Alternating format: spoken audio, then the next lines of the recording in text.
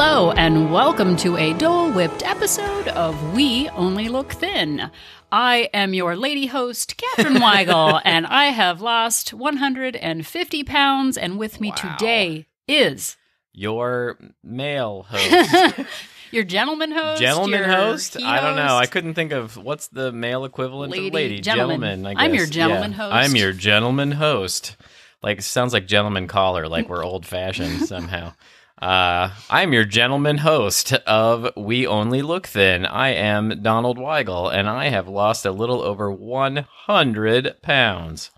Golf clap to you, Donald Weigel. Thank you. Thank you. I accept your golf clap, and I send it right back to you. That's very nice. Golf is boring. Wow, you've just alienated many listeners.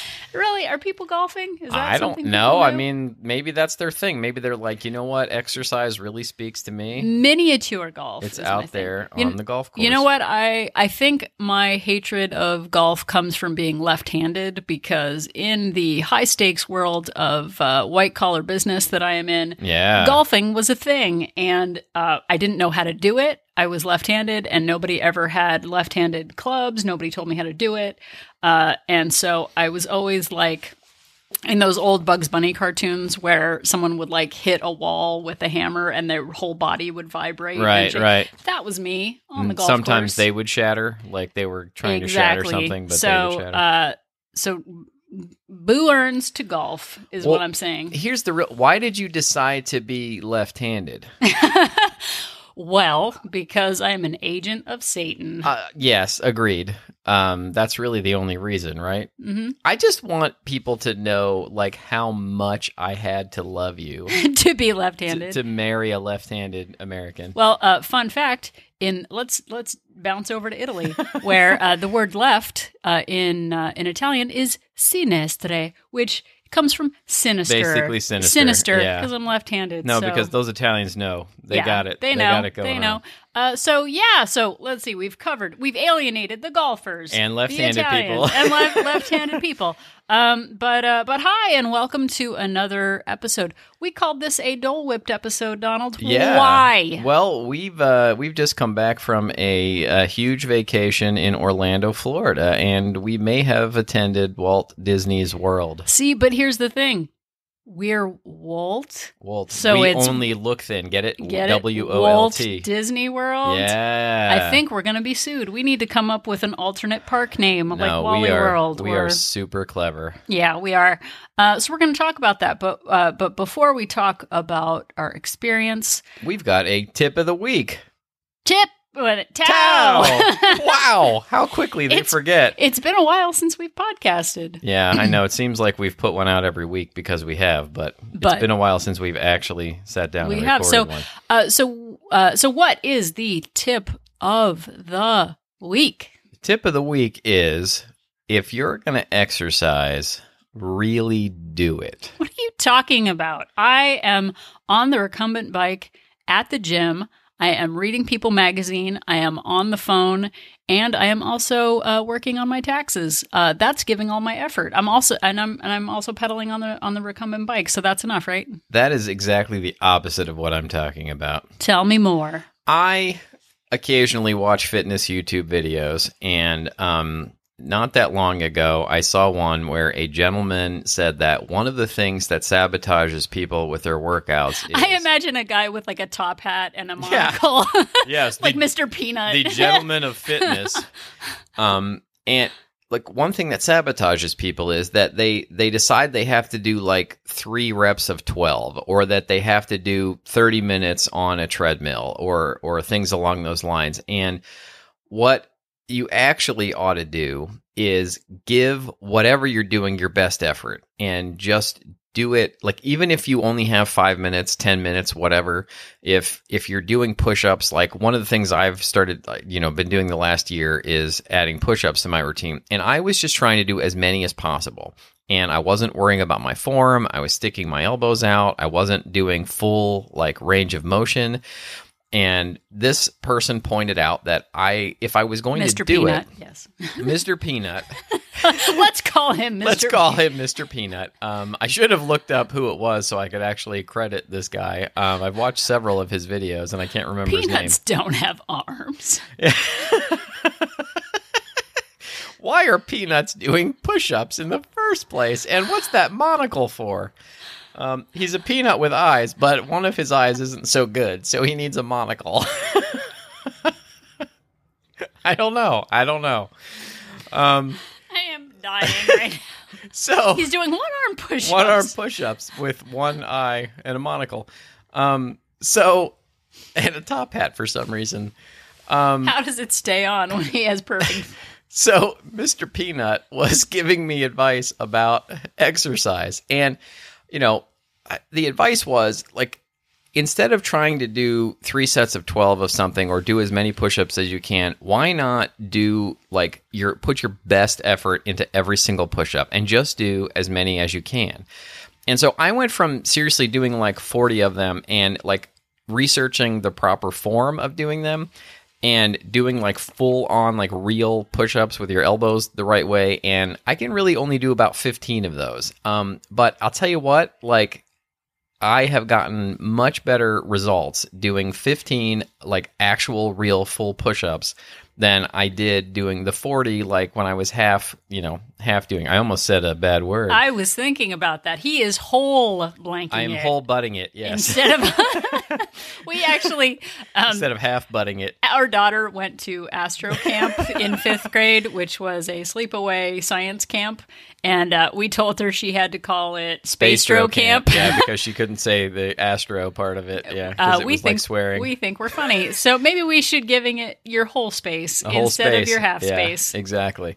So I have adopted this for my exercise routine, which really only takes me about 15 minutes in the morning to do, in addition to our walking and actually like putting my full effort into it. And I've gotten so much better results doing that. Like just 15 minutes of like really... I think that's the fun police going by. The fun police are coming by. If you couldn't hear that, sirens. There were lots of sirens just now. It's really made a difference. So instead of just trying to get through your exercises as fast as possible, or instead of just trying to hit a number, like really try and focus. If you're doing exercises at all, really try and focus and make the most out of it. Because really, if you're just half spacing it, half butting it, that you're really only cheating yourself. And I know that everybody's groaning and rolling their eyes at me right now, but it's true. And I think that it was a real eye opener for me, and it's really helped me. Their one monocled eye. But in the in that spirit, and whether or not you do any resistance training or even just walking or riding your bicycle, the intention behind your action is really important. And I think Elizabeth Benton of the Primal Potential podcast talked about this too. You're already spending the time doing it, so why not just give it your full effort and energy and focus? Because I know that I would do that too with trying to do modified knee push-ups of just like trying to get through it all panicked and whatever. And then when Donald shone the dark or the bright light of actually focus on form and intention, I didn't like it very much, but darn it if it doesn't make a difference. So put some intention behind your movement. Pay attention to what you're doing.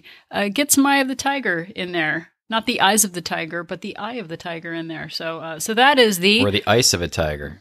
That is the tip of the week. Tip of the week to you. Tip of the week to you. So now we're going to go back to our little vacation, and we've lost a lot of weight, right, Donald? We fixed. did. Yeah, no, we have no temptation. Nope. We're able to go on vacation and just completely 100% be hardcore and stick to a plan and not indulge at all. Well, here's a question. Are we fallible to inspire our listeners to know that we're not perfect? Or are we organically broken and are just hobbling by? That is the question. I would love to say the first one, but really we're just organically broken. Yeah, we're organically broken. No, it turns out we're not fixed at all, and that going on vacation, and I know we even did a podcast about like getting through the holidays and like planning and you know, if you go back and listen to Sisterhood of the Traveling Hot Dog Warmer, like we talk about what to do when you're traveling. We talk about how to manage holidays, how to like manage the buffet table at the restaurant. Yeah, and I had every intention of doing those things. Like I felt like I was going to have, you know, we pre-booked a couple of meals. We went to Walt Disney World. We went to Universal Orlando. We met family down there, and it was an amazing, magical trip. But I had intended to, you know, I scouted out some restaurants ahead of time, and I was like going to eat the, you know, healthiest, lowest calorie thing on the menu. And, I told myself I was going to moderate my food while I was down there, and I promised myself that I was going to do push-ups at least 3 times, you know, which usually I do them at least 5 days a week. I said I was going to do them over the 8 days at least 3 times, just so I wouldn't lose all of my...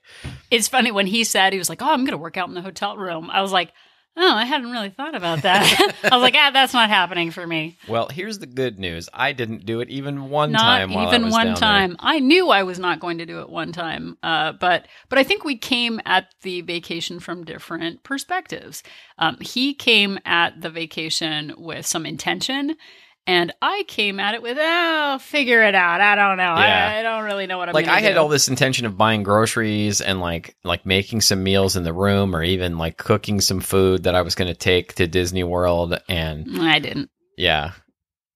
No. And then I got down there, and it was just like if there was like some, you know, switch that you turn from like, you know, I'm weight loss guy, and like you flip it back to I'm the guy who like can't control himself under any circumstances. He went from swolo to YOLO. Yes. Exactly. Or whatever kinds of, but like that intention of like, we've lost a lot of weight and we are going to be mindful, and like, I didn't really have that intention going down there. Like I said, I'm not actually a great planner. Like if someone's like, "What's your goal today?" I'm like, "I don't know, I'll figure it out." Like I joke about this. I can be making dinner and pulling things out of the refrigerator and still not know what I'm making for dinner. Like Don's like, "What do you mean?" And I was like, "I don't know. I'm gonna see where my trying to figure hands out take what me." time she thinks that she'll be eating, so I can time my food that is the a same lot way. of pressure. I feel a lot of anxiety. I typically about that. like figure out what I'm going to eat for dinner like in the morning when I'm planning my food for the day. That whole meal planning thing. Like my hands are kind of a Ouija board, and I see where they take me in the refrigerator and put it together.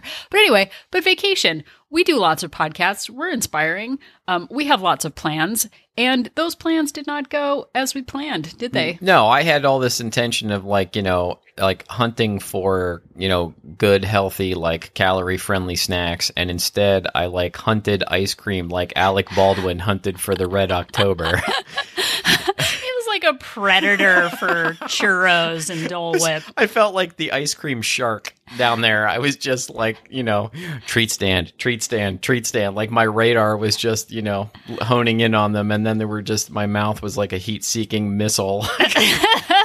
looking for like, I actually had a pancake milkshake at one stand in Epcot. I had a little, as we recall, I had a run-in with pancakes last summer, and the scale showed the results of that flapjack stack. I got up to my highest weight of the year last August because of my pancake situation. So congratulations on finding a way to have pancakes and a milkshake at the same time. The funniest part was the guy at the stand who was like sold it to me was like, "Tell me how it is, because I'm really leery to try it." How was it? I didn't actually ask. I actually thought it was delicious. Because pancakes are delicious. Because pancakes and ice cream delicious. is delicious. Yeah. It turned out to be real good. So tell me more about your indulgence, and maybe not specifically what you ate, but how did you feel about all that? Well, you know, I sort of oscillated back and forth because I'm joking around. I didn't like 100% give up on anything. Luckily, I have these habits in place, and I did primarily, you know, I tried to eat protein still. I tried to, I typically don't eat my first meal, I'm doing this, in air quotes, intermittent fasting, which I didn't even know was called that until I was already doing it. But you just thought it was don't stuff your pie hole 24/7. Right. That's what I called it. I typically don't. The ring isn't as great as that. Like the not stuff your pie hole plan. I typically don't eat my first food of the day until about 1 or 2 p.m. And I pretty much stuck to that. You did. There were a few times I felt like you were personally attacking me by abstaining. I was like, oh, is that how it is? Yeah, everybody else was eating. Well, I'm secret eating tasty cakes in the Wawa parking lot. Right. You were abstaining. Must be nice. I was smugly looking down my nose at all of you, but then later on eating pancake milkshakes. Isn't it crazy how that works? Yeah. You're like, oh, you're eating that. Like, yeah. Because I'm literally like, okay, this is it. We thought it was going to rain one day, and there was. I didn't even know about this until I just right told before about we it. Started recording. We thought it was going to rain one day. We didn't want to buy $40 ponchos at Disney World, but they had characters on them. They did, but there was like one of those cheap knockoff stores right by where we were staying, and I benevolently offered to go. By myself. You're such a good person. Don't come with me. Such a good person. I've got it covered. Yeah, I offered you to go stay with here. you. No. Yeah. No. Why don't I drive? And you do can... you. Yeah. Yeah. I went to the knockoff shop to buy some cheap ponchos. And wouldn't you know it, there was a Wawa right next door that sold tasty cakes. What? And I might have eaten a secret tasty cake. And she might have known about this the entire time. Yeah, no, that was my whole plan. So I often come off as Wawa helpful. is like 7-Eleven for those of you only who don't better. live in the... only like...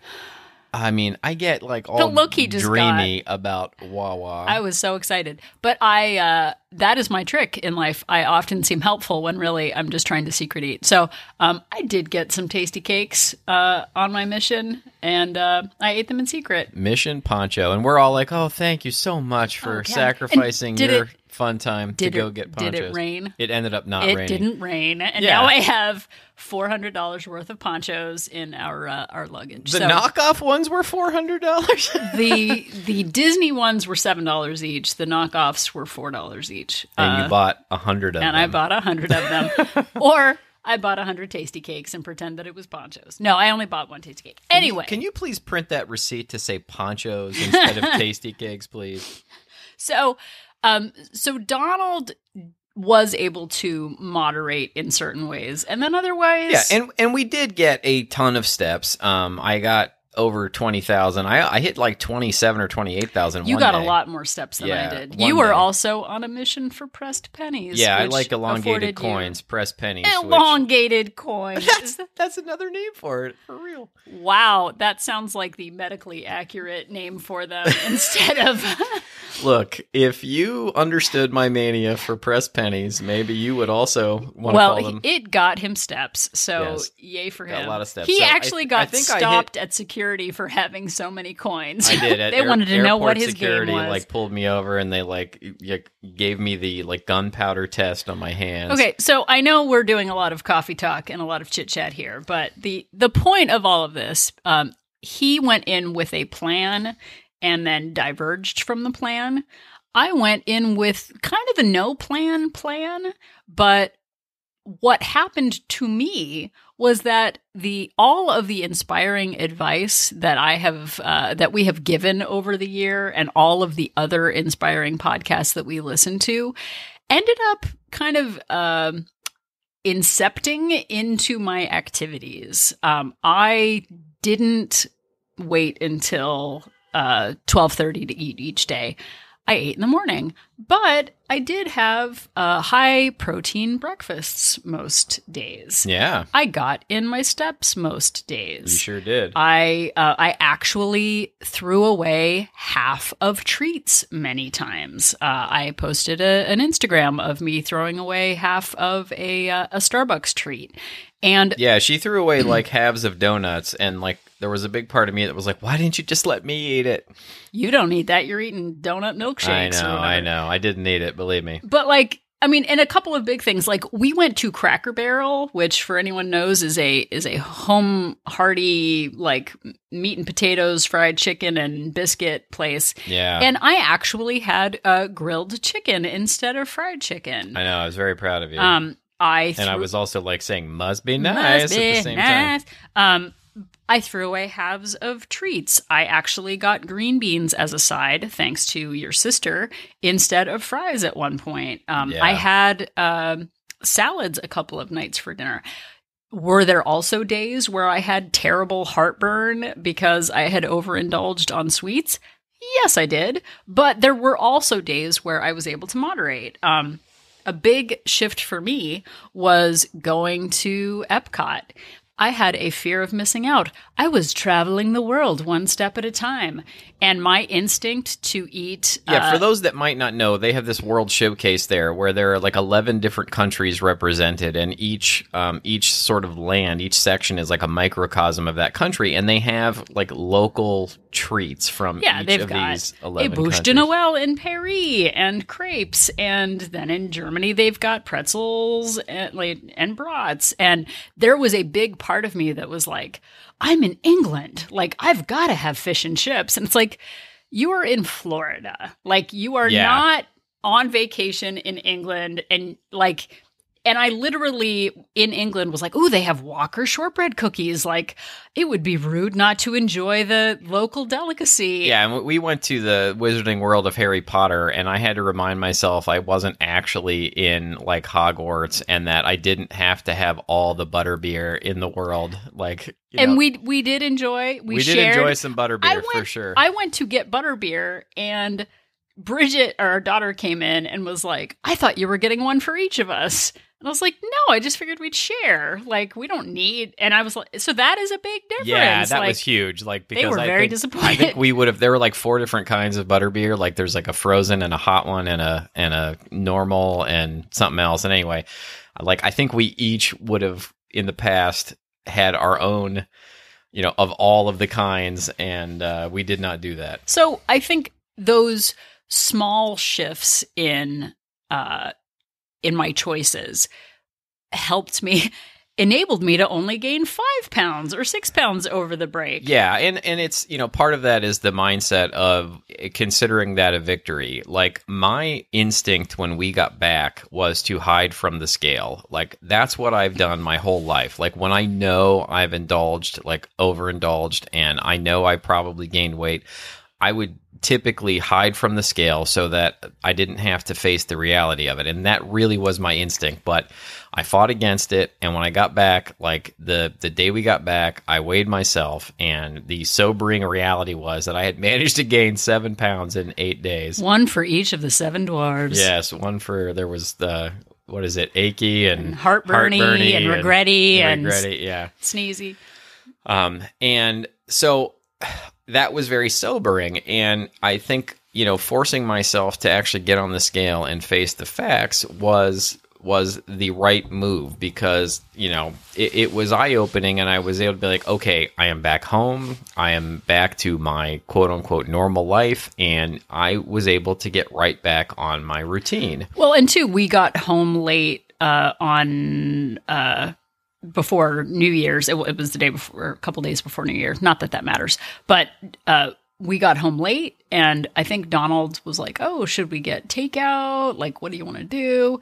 And I was like, we can have scrambled eggs. We'll be fine at home. And before, it would have been like, let's go another 4 or 5 days getting takeout and sleeping for sure. in. And but we've spent all this time building up these habits and putting this foundation in place to where, instead of just riding it all the way through till Valentine's Day, like when we got back, we went back on. And, I got right back on, and I felt like myself again. It's almost like, this Dr. Jekyll, Mr. Hyde thing that I need to own. Like, I am this person. Like, I'm not 2 people. I'm me. I'm still the same guy who can eat all the food, but I'm also the guy who has these habits in place and has lost 100 pounds. And, a week has gone by since we got back, and I got on the scale today, and I've lost almost 3 pounds of what I gained. And, that's because I was able to just get right back into my routine of tracking my calories and taking the right food to work and, doing all the steps in the morning and, taking the stairs and all those things that I've been doing for the last few years. And I think that just knowing for people out there that are trying to find their way, building these small habits, it really does work. It's not about finding that one weird trick diet, or that one weird trick plan. That building these habits, like, it really does work, and it can change your life, as it did for Catherine and I. Well, and two, it's that notion, and I think someone in our accountability group posted, people worry so much about what happens between Christmas and New Year, and what they should be focusing on is the rest of the year.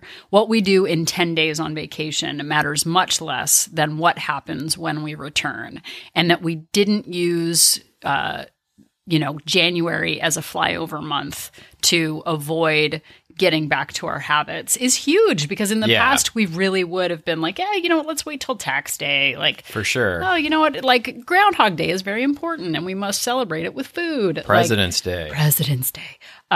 So it's that recovery when you come back, sticking the landing. Someone else in one of our groups was talking about not listening to a podcast because they didn't think it would help them with their specific eating disorder. And I love the idea of not thinking about being fixed, not thinking about, well, this will give me all the tools I need to have the perfect vacation where I only eat, salad and drink water.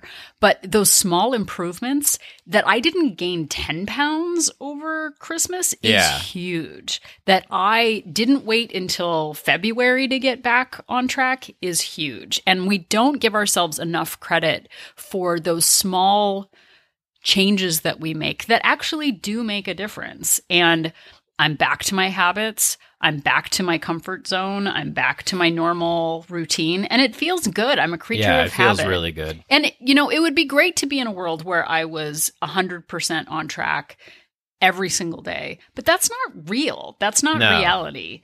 And I love tasty cakes. So I had some, and I paid the price for those choices with heartburn and discomfort, but I'm back on track now. So think about the progress that you've made. Think about what you can do next, not focus on being angry at yourself for not having the perfect holiday season. Because, we're looking forward. We're not looking back. Yeah. And, not focusing on that segment of time and just knowing that it's finite. It's not about just giving up on any progress you've made, or about telling yourself that you can't do it or that you can't make progress because of choices that you've made over the holidays. It's all about mindset and building those habits. And you know what?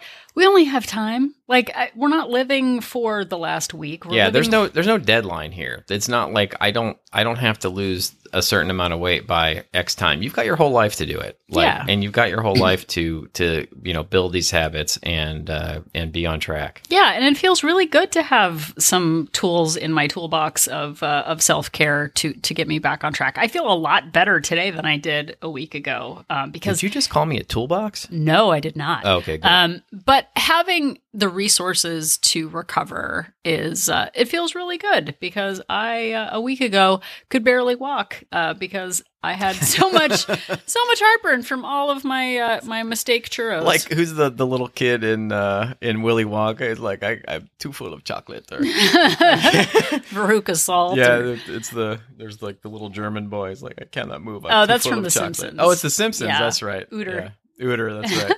So I cannot run. I'm too full of chocolate. So what is next for you? What is your next choice? Leave the holiday regrets behind and embrace your future self. So I love that. They deserve it.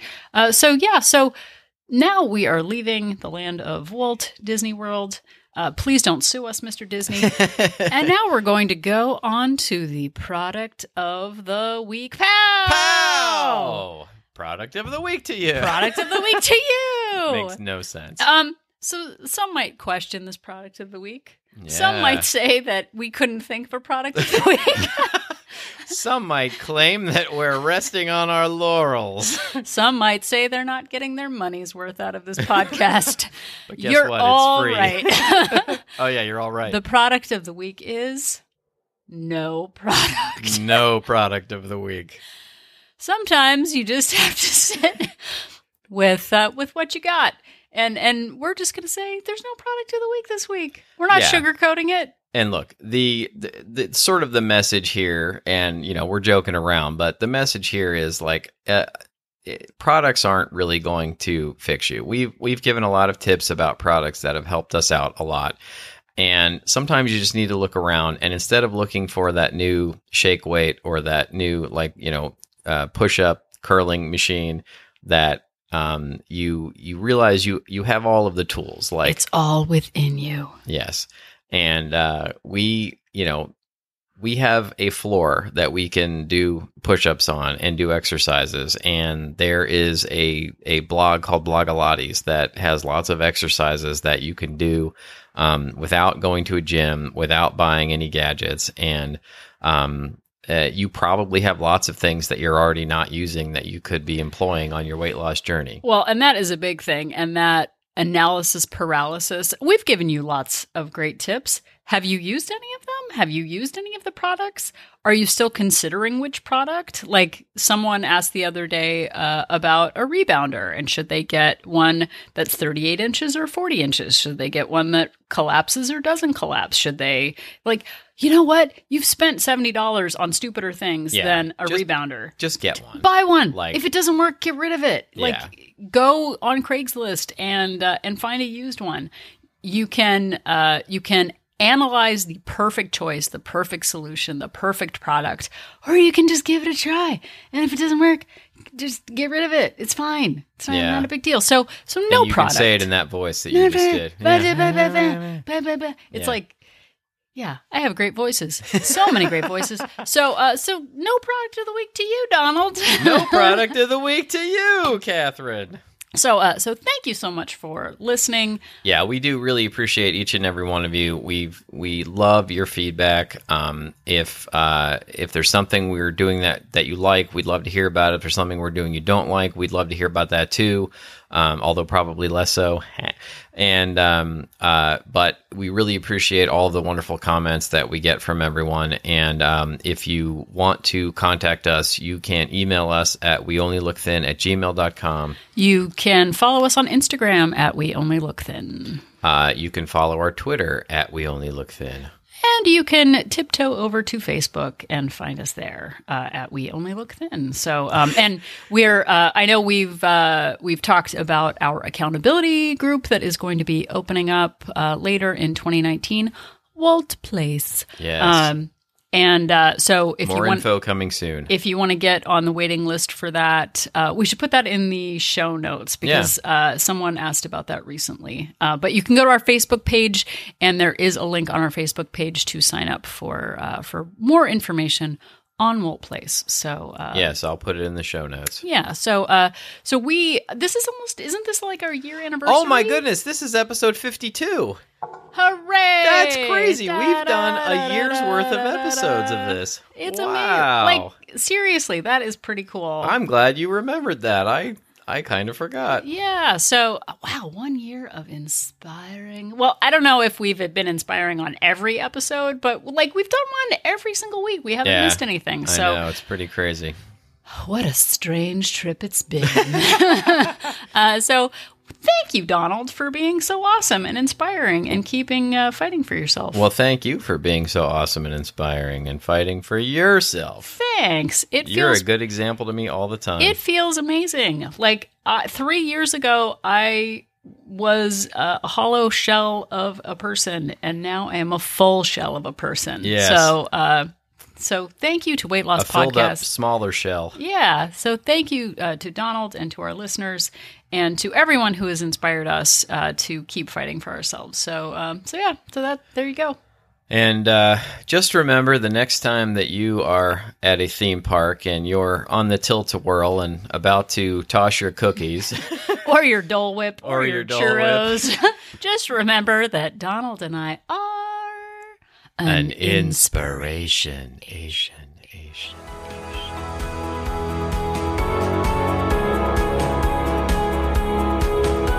The information that you hear on this podcast is for informational purposes only. The hosts are not medical professionals. You should always consult with your doctor, nurse, or other certified health professional before beginning any diet or fitness program.